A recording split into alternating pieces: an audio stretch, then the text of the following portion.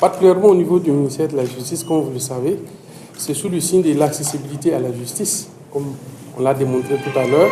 Vous savez très bien qu'aujourd'hui, le vrai problème de la justice, c'est son accessibilité. Et l'accessibilité de deux ordres, psychologique et l'accessibilité physique. Comme vous le savez, pour demander un permis de communiquer pour rendre visite à une personne qui est détenue, vous êtes obligé de vous déplacer.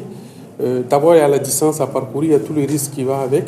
Il y a les dépenses, les frais que vous allez engager et bien entendu l'attente que vous allez avoir au niveau du palais de justice pour attendre ces documents, et peut-être quelquefois toute la journée. Et souvent, on vous donne un délai de 72 heures. Et lorsque vous arrivez, le magistrat ou le greffier, en tout cas, arrête tout ce qu'il est en train de faire pour pouvoir vous délivrer ce document. Ça fait une longue file d'attente, ça fait des frais, ça pose des problèmes d'accessibilité. C'est exactement la même chose pour les actes dérivés du registre du commerce et du crédit immobilier. Vous savez, nous sommes dans un monde où le temps c'est de l'argent. Ceux qui font les affaires le savent très bien.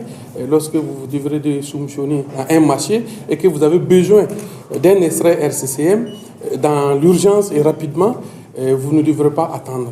Et ensuite, il y a la chaîne pénale, le module parquet, qui permet aux Burkinabés de déposer, tous les résidents au Burkina Faso ici, de déposer leurs plaintes en ligne, de suivre le traitement en ligne. C'est vrai que dans la présentation, on n'a pas pu rentrer dans les détails, mais j'invite tous les citoyens à y jeter un coup d'œil, comme la plateforme vient d'être lancée, pour voir comment cela marche et de vraiment l'utiliser. Et ça va nous permettre de désengorger nos juridictions, ça va nous permettre d'aller très vite, de gagner en temps, de rendre la justice plus accessible. C'est le lieu aussi de remercier l'ensemble des personnes qui ont concouru à la réalisation de la mise en œuvre de ces trois plateformes. Après le e-certificat de nationalité et le e-casier judiciaire, qui aujourd'hui, la dernière fois, nous avons fait le point.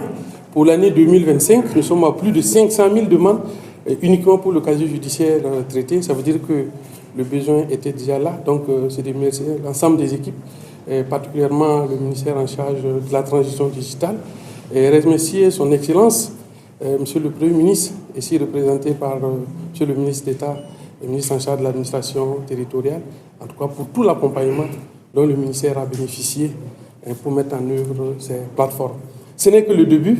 On a 5 procédures et actes digitalisés, comme vous l'avez suivi.